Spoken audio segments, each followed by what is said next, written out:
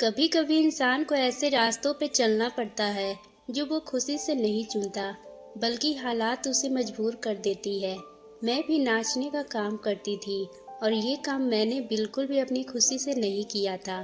मैं पैदा ही एक नाचने वाली के घर से हुई थी और इसलिए मजबूरन मुझे भी नाचने का काम ही करना पड़ा था। मेरी माँ चाहती थी कि मैं पढ़ूं लिखूं और कोई इज्जत के काम कर सकूं, लेकिन ये समाज जैसे लोगों को ना ही पढ़ने लिखने देता है और ना ही इज्जत से पैसे कमाने देता है। मेरी माँ ने मुझे एक सरकारी स्कूल में एडमिशन करवाया था। वहाँ कोई मुझे देखकर एक ही बात बोलता, अरे ये तो नाचने वाली की बेटी है, इसका यहाँ क्या काम, इसे तो किसी शादी पर नाचने के लिए भेज दो ना। यहाँ तक मेरे टीचर भी मुझे नहीं छोड़ते थे और मुझे नीची नज़रों से मुझे देखते और मुझे सबसे पीछे बैठाया जाता था। मैं बहुत ही सवाल करती तो डांटकर चुप करवा दिया जाता। मुझे किसी काम में मदद चाहिए होती तो टीचर मेरी मदद नहीं करती थी और दूसरे बच्चे तो मेरे पास भी नहीं आते, जैसे मुझे कोई बीमारी हो उन्हें लग जाएगी। जबकि मेरा मसला सिर्फ इतना ही था कि मेरी माँ नाचने गाने का काम करती थी। हाँ, अगर स्कूल में जब भी कोई फंक्शन होता तो मुझे ज़रूर पार्टिसिपेट करवाया जाता। मेरा नाच हमेशा से ही अच्छा था। मैं तो अपनी माँ के पेट से ही थी तब मैं नाच किया करती थी, इसलिए मेरे खून में बसा हुआ था। मैं स्कूल के हर फंक्शन में खूब नाचती। एक दिन स्कूल के फंक्शन में मेरी माँ आ गई तो उसका सर शर्म से झुक गया। उसने मुझे वहीं मारकर स्टेज के नीचे उतारा और उसे कहने लगी, इसी काम के लिए तुझे बचाने के लिए स्कूल भेजा था, यहाँ आकर भी यही तुम्हें करना था, तो फिर स्कूल क्यों आई। मैंने रोते हुए माँ से कहा कि मुझे तो मास्टर जी ने नाचने को कहा था। माँ ने मास्टर जी को भी भला बुरा कहा तो वो उल्टी मेरी माँ को ही बरस पड़े और कहने लगे, जो काम तेरी बेटी को आता है हम वही करवाएंगे ना, और सिर्फ अब स्कूल के फंक्शन है तो कोई तो डांस करेगा ना, तो तेरी बेटी ही क्यों नहीं। अब इज्जतदार घराने के बच्चे को हम नाचने के लिए कह तो नहीं सकते ना। ये सुनकर माँ का दिल बहुत ही दुखा और माँ ने मुझे स्कूल में ही उठा लिया और फिर अपने घर में ही रखने लगी। लेकिन मेरे अंदर शौक पैदा हो गया था, क्योंकि मुझे ये बात अच्छी तरह से समझ आ गई थी कि इस काम के अलावा कोई और ये काम दुनिया में मुझे नहीं करने देगी। मैं कहीं भी जाऊंगी मेरी पहचान इसी नाम से होगी कि मैं नाचने वाली की बेटी हूँ। नाचना मेरा पेशा है। मैं माँ से छुप छुप कर नाचने लगी थी, क्योंकि माँ को अगर पता चलता तो वो मेरी हड्डियाँ तोड़ देती। माँ ने ही मुझे अपने साथ किसी महफिल में ले जाती थी और ना ही बगैर जरूरत के घर के बाहर निकलने देती। माँ ने मुझे 7 पर्दों में छुपा कर रखा था ताकि मैं दुनिया से अपनी माँ के जरिए ना पहचाने और कोई भी यही काम नहीं करना पड़े। लेकिन किस्मत ने मुझे इसी काम के लिए निपुण बनाया था। एक दिन माँ को बहुत तेज बुखार हुआ और 3 दिन के अंदर माँ चल बसी। पता चला कि माँ को डेंगू बुखार हुआ था और इसी वजह से माँ की जान की बाजी हार गई। मेरी उम्र सिर्फ 17 साल की थी। माँ की मौत पर मैंने बड़ी मुश्किल से मोहल्ले वाले को जमा किया था, क्योंकि कोई भी आने को तैयार नहीं था। सब यह कह रहे थे कि एक नाचने वाली की अर्थी कौन उठाएगा। और लेकिन जब मैंने खूब रोना धोना शुरू किया और हंगामा मचाया कि मेरी माँ हिंदू औरत थी और उसकी अर्थी उठाना मोहल्ले वाले की जिम्मेदारी है, तो कुछ शरीफ लोग आगे आए और माँ की अर्थी उठाए। माँ की चिता को आग लग चुकी थी और अब ना जाने मेरे पास खाने के लिए पैसे भी नहीं बचे थे और ना ही घर का किराया देने के लिए। हमने सारी जिंदगी बहुत पैसे कमाए थे, लेकिन हमने अपना घर नहीं खरीदा था, क्योंकि हमारे घर बदलते रहते थे। मोहल्ले वाले हमें किसी एक घर में रहने ही कहाँ देते थे। जिसे मेरी माँ का काम पता चलता वो पत्थर मारकर हमें मोहल्ले से निकाल देते। इसलिए हम किराए के घर से बदलते रहते थे। अब माँ चल गई तो एहसास हुआ कि अपना घर होना कितना जरूरी होता है। मकान मालिक आकर सिर पर खड़ा हो गया। मैंने उसे कुछ वक्त टाइम मांगा और फिर इत्तेफाक से अगली ही रात घर का दरवाजा बजा। मैंने डरती डरती दरवाजा खोला तो एक आदमी दरवाजे पर खड़ा था। उसकी बड़ी बड़ी मूछें थी। वो बड़ी ही गाड़ी में आया था। मुझे देखकर मेरी माँ का पूछने लगा। मैंने उसे बताया कि रेशमा की मौत हो चुकी है। ये सुनकर उसके चेहरे पे कुछ परेशानी आ गई। वो कहने लगा, उसने तो मुझे वादा किया था कि वो मेरी बेटी की शादी पर नाचेगी। मैंने तो अपने दोस्त यार को भी बता दिया है कि रेशमा आकर नाचेगी। उसका नाच बहुत ही मशहूर है। अब मैं क्या करूं? मेरे पास उसके सवाल का कोई जवाब नहीं था। मैं दरवाजा बंद करने लगी। इतने में अचानक से दरवाजा पकड़ लिया और कहने लगा, तू कौन है? तू भी तो रेशमा के जैसे ही दिखती है। अगर तू आकर नाचेगी तो मैं तुम्हें पैसे दे दूंगा। उसकी बात सुनकर मैं कुछ पल के लिए सोच में पड़ गई। मैं आज तक ऐसी महफिल में नहीं गई थी और ना ही किसी महफिल में नाच गाना किया था। अब मुझे पैसे की भी तो जरूरत थी और मेरे सर पे मेरी माँ भी नहीं रही थी। अगर मैं मेरी माँ के नाम से ही काम शुरू करती तो जल्दी मेरे नाम बन जाता और जिंदगी आसान हो जाती। यही सोचकर मैंने हाँ कर दी और उस आदमी के साथ चल पड़ी। उसके बेटे की शादी थी। वो कोई बड़ा जमींदार था। बड़े बड़े लोग आए हुए थे। मैंने बेबाकी से नाचना शुरू कर दिया, लेकिन ये नाच मुझे नई जिंदगी दिलाने वाला था। ये सोचकर मैं नाचती रही। फिर वो आदमी सुबह का सूरज निकलने के पहले मुझे नोटों से भरकर मेरे घर छोड़ दिया। मैं एक ही रात इतना पैसा कमा लाई थी।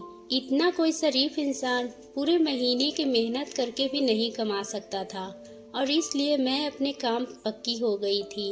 मैंने सोच लिया था कि अब मैं यही काम करूंगी। मैं बिल्कुल अपनी माँ के जैसी ही थी, इसलिए मुझे अपनी माँ की जगह लेने के लिए ज़्यादा समय भी नहीं लगा था। मैंने सारे जिनके अपनी माँ का नाच देखा था, इसलिए मेरे पैर भी उसी की तरह थे। मैं जिस महफिल में जाती उसकी जान बन जाती। लेकिन ये काम मुझे ज़्यादा अच्छा नहीं लगता था, क्योंकि मर्द बहाने बहाने से मेरे करीब आते। मैं नाचने लगती तो वो मुझे छूने की कोशिश करते। वो अपने कमरे में मेरे नाच रखवाते और कभी कभी तो जबरदस्ती मेरे साथ फोटो भी खिंचवाने के बहाने वो इतने पास आ जाते थे कि मेरे लिए सांस लेना भी मुश्किल हो जाता।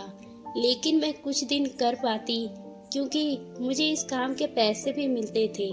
मैं भी अपनी माँ के जैसी ही होती जा रही थी। सारा सारा दिन सोई पड़ी रहती और सारी रात महफिल में खूब रौनक लगाती। मेरे पास बहुत पैसे आ गए थे, लेकिन अगर कुछ नहीं था तो वो सुकून था। मेरी जिंदगी में बिल्कुल भी सुकून नहीं था। हर वक्त मेरी अंतरात्मा बेचैन रहती थी। अब मुझे समझ आ रहा था कि मेरी माँ मुझे क्यों इस काम से दूर रखती थी। मैंने उसे भी इस तरह बेचैन ही तड़पते हुए देखा था। शायद मेरी माँ ये काम खुशी से नहीं करती होगी। खैर, अब इस काम के सिवा मेरे पास कुछ नहीं था, इसलिए बड़ी मजबूरी ही सही, लेकिन ये काम कर रही थी। और फिर एक दिन कमिश्नर के बेटे की शादी की एक रात पहले मर्दों की महफिल रखी गई थी और इस महफिल में मुझे कुछ खास तौर पे बुलाया गया था। मैं तैयार होकर इंतजार कर रही थी कि मेरी कोई गाड़ी आएगी, क्योंकि मुझे जो महफिल में बुलाया गया था वो घर से लेता और घर ही पर छोड़ जाता। जैसे ही दरवाजे पर दस्तक हुई, मैं जल्दी से ताला लेकर निकल पड़ी तो देखा एक पुलिस वाला मुझे लेने के लिए खड़ा था। उसने एक नज़र मुझ पे डाली और फिर नजरें चुरा गया। शायद वो मेरी खूबसूरती से नज़र चुरा रहा था। फिर मेरे पैसे की वजह से उसे मुझसे नफरत महसूस हो रही होगी। मैं समझ नहीं पा रही थी। उसके साथ गाड़ी में बैठ के चली गई। सारा रास्ता खामोशी से गुजर गया। वो बहुत ही हैंडसम पुलिस ऑफिसर था। मेरी बार बार उसके ऊपर नज़र पड़ी थी। अगर ऐसे इज्जतदार पुलिस वाला किसी औरत के जिंदगी में शामिल हो जाए तो वो कितनी भाग्यशाली होगी। मैं महफिल में पहुंची। उसे मुझे देखकर कोई तालियां बजाने लगा। हर तरफ से सीटी की आवाज़ सुनाई दे रही थी। खूब जोर जोर से गाने चलाए गए और फिर मेरे नाचने से वहाँ मौजूद एक इंसान झूमने लगा। लेकिन अगर कोई इंसान चुप था तो वो पुलिस ऑफिसर था, जो काफ़ी दूर खड़ा था, बस मुझे ही देख रहा था। लेकिन ना उसके चेहरे पे कोई खुशी थी और ना ही कोई जोश। वो बिल्कुल खामोश था और इस तरह वो मुझे देख रहा था। ऐसा लग रहा था जैसे ये सब कुछ पसंद नहीं आ रहा। नाचते नाचते मैं उसकी तरफ देख रही थी और दिल में उसके लिए इज्जत बढ़ गई थी। मैं वाकई उस बहुत शरीफ और अच्छा इंसान था।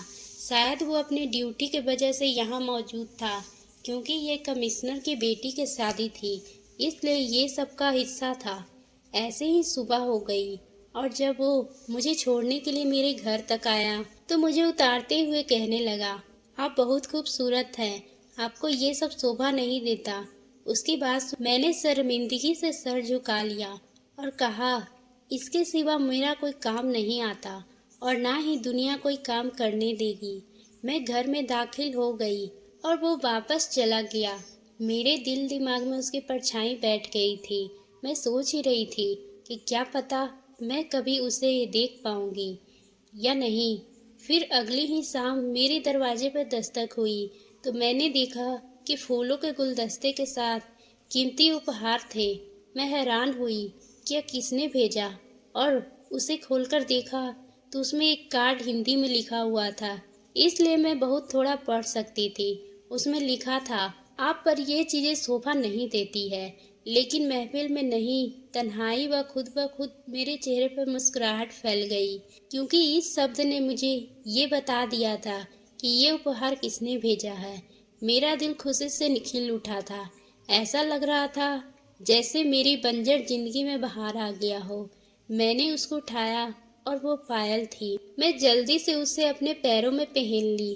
काश ये इंसान मेरी जिंदगी का हिस्सा बन जाता और हमेशा के लिए मुझे अपना लेता। मैंने दिल में ये प्रार्थना की थी और शायद प्रार्थना कबूल हो गई। कोई पल था, क्योंकि उस दिन इस तरह के उपहार आना शुरू हो गए थे और एक दिन वो खुद चलकर आया। उसे देखकर मेरी खुशी की सीमा नहीं थी। हम दोनों की मुलाकात नहीं रुकने वाली थी। ये सिलसिला शुरू हो गया था। वो चाहता था कि मैं इज्जत के जिंदगी गुजार और इस नाच गाने से निकल जाऊं। मैं भी यही चाहती थी, इसलिए मैंने उससे शादी की बात की और वो शादी के लिए तैयार हो गया। मेरे लिए इससे बढ़कर और क्या हो सकता था कि मुझे हमेशा के लिए सुरक्षा मिलने वाली थी। और एक दिन उसने चुपके से मुझसे शादी कर ली। मैं अब उसके घर जाना चाहती थी और इज्जत की ज़िंदगी गुजारना चाहती थी। उसने कहा कि वो अगले दिन मुझे अपने साथ ले जाएगा। मैंने अपना सारा घर लॉक किया। कुछ ज़रूरी सामान थे वो बांधा और उसका इंतज़ार करने लगी। रात के अंधेरे में वो मुझे लेने के लिए आया था। वो मुझे लेकर एक बहुत ही दूर दराज इलाके में पहुंच गया। वहाँ एक छोटा सा घर था। मैं उसके अंदर दाखिल हुई तो कुछ हैरान हुई, क्योंकि वहाँ कई लेडीज़ पुलिस बैठी थी। घर के अंदर लेडीज़ पुलिस को देखकर मैं हैरान रह गई। मेरे पति तो मेरे पीछे अंदर आए ही नहीं थे। वो गाड़ी लॉक करने के लिए रुका था। वो पुलिस वाली औरतें मुझे ज़बरदस्ती एक कमरे में ले गई और मेरी जान निकल गई। मेरी चीख से सारा घर गूंज उठा। 2 घंटे मैंने तकलीफ में गुजारे। मुझे समझ नहीं आ रहा था कि मेरे साथ ऐसा क्यों हुआ। मैंने भी अपनी खुशी से अपने आप को सुरक्षा देने के लिए पीयूष से शादी की थी, लेकिन वो ना जाने कहाँ चला गया था। मुझे इन औरतों के सहारे छोड़कर औरतें मुझे टॉर्चर कर रही थी और मुझे ऐसे सवाल कर रही थी जिसका जवाब मेरे पास नहीं थे। मैं उनके किसी भी सवाल का जवाब नहीं दे सकती थी। तो उसमें से एक लेडीज़ कांस्टेबल ने किसी को फ़ोन मिलाया और कहने लगी, पीयूष, ये लड़की इतनी सीधी नहीं है। तुम तो इसे मासूम कह रहे थे। ये जवान खुलने को तैयार नहीं है। उस औरत के मुंह से उसका नाम सुनकर मेरा माथा ठनक गया। मैं सोचने लगी, पीयूष आखिर मुझे क्या चाहते हैं? उसने मुझसे शादी क्यों की थी? मुझे तो लगा था कि वो मुझसे प्यार करते हैं, इसलिए उसने मुझसे शादी की। मगर वह तो मुझे समझ नहीं आ रहा था।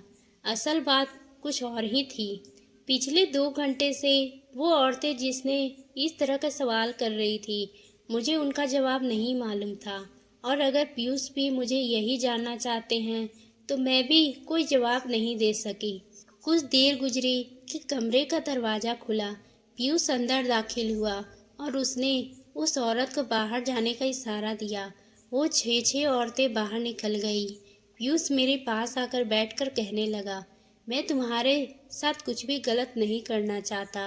अगर तुम इस औरत को सीधी तरह से बात बता देती तो तुम्हें इतना टॉर्चर बर्दाश्त नहीं करना पड़ता। मैं तुमसे सच में प्यार करता हूँ, तुम्हें दर्द में नहीं देख सकता, इसलिए यहाँ से चला गया था। लेकिन मुझे नहीं मालूम था कि तुम इतना जिद्दी निकलोगी, उनके किसी सवाल का जवाब नहीं दोगी। मैंने रोते हुए पीयूष से कहा, तुमने मेरे साथ धोखा किया है। शादी के नाम पर तुमने मुझे इन औरतों के हवाले कर दिया। यह क्या पूछना चाहती है? मुझे सच में नहीं पता। मैं तो इज्जत की जिंदगी गुजारना चाहती थी, इसलिए तुम्हारे प्यार में खुद को तबाह कर बैठी। मेरी बात सुनकर पीयूष कुछ पल के लिए चुप हो गया। मेरी जख्मों को निकलती हुई खून को अपने हाथों से पकड़े रुमाल से पोंछना और कहने लगा, मैं सच में तुमसे प्यार करता हूँ, लेकिन अपने फर्ज और जिम्मेदारी की वजह से मैं मजबूर हूँ।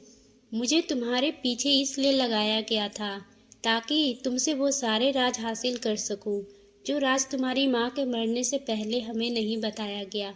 लेकिन तुम भी अपनी माँ की तरह ही बहुत पक्की हो। मैंने पीयूष से कहा, मुझे सच में नहीं मालूम कि तुम लोग किस फाइल की बातें कर रहे हो। ना ही मैंने अपनी माँ के पास कोई ऐसी लाल रंग की फाइल देखी है, और मेरी माँ पढ़ी लिखी भी नहीं थी। हम किसी के घर की फाइल क्यों चुराते? नहीं, तुम लोग इल्ज़ाम लगा रहे हो। हम नाचने वाली जरूर हैं, मगर चोर नहीं। मेरी बात सुनकर पीयूष हंसने लगा और कहने लगा, तुम्हारी माँ इतनी सीधी नहीं है जितनी कि तुम कह रही हो। वो बहुत ही शातिर थी, बड़े बड़े लोगों के घरों में नाचने के लिए जाती और उनकी कमजोरियों को मुट्ठी में दबा लेती थी। ऐसे ही वक्त उसने मिनिस्टर के घर में अहम फाइल चुरा ली थी। शादी के घर में कोई उस पर नज़र नहीं रख सका और वो इतनी अहम फाइल चुराकर भाग निकली। और उस फाइल में अहम खुफिया दस्तावेज हाथ में है जो सरकारी है। अगर वो फाइल नहीं मिली तो बहुत मुसीबत हो जाएगी, इसलिए वो फाइल ढूंढने की कोशिश कर रहे हैं। जिस दिन मैं तुम्हें लेने के लिए तुम्हारे घर आया था, उस दिन मुझे पता चल गया था कि तुम रेशमा की बेटी हो। इसलिए मैंने जानबूझ के तुमसे मोहब्बत का ढोंग रचाया ताकि बातों बातों में तुमसे फाइल के बारे में मालूम कर सकूं। मैं बहुत बार तुमसे पूछना चाहा, लेकिन तुम हर बार की बात को खत्म कर देती। इसलिए मैंने तुमसे शादी कर ली ताकि मैं तुमसे राज निकलवा सकूं। लेकिन अब ऊपर से दबाव बहुत ज़्यादा बढ़ गया है और हमें फाइल के बारे में फ़ौरन जानना ज़रूरी है। अगर मेरे और तुम्हारे शादी का पता नहीं होता तो लोग तुम पर इससे भी ज़्यादा टॉर्चर करती और ये राज उगलवा लेती। अब तुम खुद मुझे बता दो कि वो लाल फाइल कहाँ है ताकि तुम्हारी जान छूट जाए, मैं तुम्हें अपने घर ले जाऊं। पीयूष ने बहुत मोहब्बत से मेरे हाथों पर गाल फेरा तो मेरी आंखों से आंसू टपकने लगे। मुझे सच में किसी फाइल के बारे में मालूम नहीं था तो मैं उसे क्या बताती। मुझे तो नहीं पता था कि मेरी माँ ऐसी कोई हरकत करती है। मैंने तो कभी उसे कोई सामान घर लाते नहीं देखा था। पीयूष के हर बार पूछने पर मैंने उसे यही जवाब दिया तो वो बहुत ज़्यादा गुस्सा में आ गया और मेरे मुंह पर एक जोरदार तमाचा दे मारा और कहने लगा, अगर तुम सच नहीं बताया तो मुझे तुम्हें तलाक देनी होगी और तुम जेल के सलाखों के पीछे होगी। ये सुनकर मेरे कदमों तले से जमीन निकल गई और डर से कहीं वो मुझे तलाक न दे दे, मैं झूठ कह दिया कि मुझे इस फाइल के बारे में पता है। मेरी बात सुनकर उसके चेहरे पे चमक आ गई। मैंने उससे कहा कि मेरी माँ ने वो फाइल चुराई जरूर थी, लेकिन उसे घर पर नहीं लाई थी, बल्कि रास्ते में वो फाइल किसी को दे दी थी। वो कौन था और मेरी माँ ने ऐसा क्यों किया था, मैं ये नहीं जानती हूँ। मैं पूरी तरह से झूठ कहकर अपनी जान बचाई थी ताकि मेरा रिश्ता बच जाए। मैं उसे नाच गाने वाले मोहल्ले में दोबारा जाना नहीं चाहती थी। लोगों की नज़रिया मुझे बर्दाश्त नहीं होती थी। मैं पीयूष के साथ अपनी ज़िंदगी को आगे बढ़ाना चाहती थी। मेरे मुंह से सब कुछ सुनने के बाद पीयूष ने मेरा हाथ पकड़ा और मुझे अपने घर ले गए, अपनी माँ से मिलवाया और इज्जत की ज़िंदगी गुजारने लगी। मेरे ससुराल वालों को मालूम नहीं थी कि पीयूष मुझे कहाँ से लाए हैं और मैं क्या काम करती थी। मेरी और पीयूष की शादी को एक ही महीना गुजरा था कि एक दिन मैं अपने घर की पूरी तरह से खाली करने के लिए गई। क्योंकि मकान मालिक चाहता था कि मैं घर की चाबी उसे वापस कर दूं। वह घर किसी नए किरदार को देना चाहता था। मैं घर पहुंची तो सारा घर उल्टा पड़ा था। मैं जानती थी कि ये काम पीयूष और उसके साथियों का ही है, इसलिए खामोशी से अपना जरूरी सामान समेटने लगी। अपनी माँ की यादों को एक जगह इकट्ठा करते हुए मुझे अपनी माँ की एक बात याद आ गई। मेरी माँ ने मरते समय मेरा हाथ पकड़कर रोते हुए मुझसे कहा था कि जिंदगी में मैं बहुत कुछ गलत किया है, लेकिन अब मैं सब कुछ ठीक करना चाहती हूँ और इसलिए मैंने एक बहुत कीमती चीज हासिल की है। इसकी वजह से मेरे सारे पाप धुल जाएंगे। उस वक्त माँ की ये बात मुझे समझ नहीं आई थी, लेकिन आज माँ के सामने समेटे हुए अचानक मेरे दिमाग में आई कि माँ कहीं उस फाइल के बारे में तो बात नहीं कर रही थी। उस फाइल में ऐसा क्या था कि माँ के सारे पाप धुल जाते, क्योंकि एक फाइल को हासिल करने के लिए मिनिस्टर साहब ने पूरी पुलिस फोर्स को मेरे पीछे लगाया था। यह सब सोचते सोचते मैंने माँ का जरूरी सामान बांध लिया और बाकी सब कुछ इस वक्त कबाड़ वाले को बुलाकर बेच दी। घर पूरी तरह से खाली हो गया था। मेरी माँ मुझे हमेशा कहा करती थी, अगर तुम्हें कभी मेरी याद आए तो अपने पिता के फोटो को सीने से लगा लेना। मैंने दीवार पर लगी पिताजी की फोटो पर नजर डाली, जो सालों से ही एक जगह पर टकी थी। मैंने कभी भी पिताजी के फोटो को सीने से नहीं लगाया था, क्योंकि मुझे अपने पिताजी से बिल्कुल प्यार नहीं था। मैंने तो कभी उन्हें देखा भी नहीं था, लेकिन आज माँ की बहुत याद सता रही थी, इसलिए मैंने फोटो उतार कर अपने सीने से लगाया।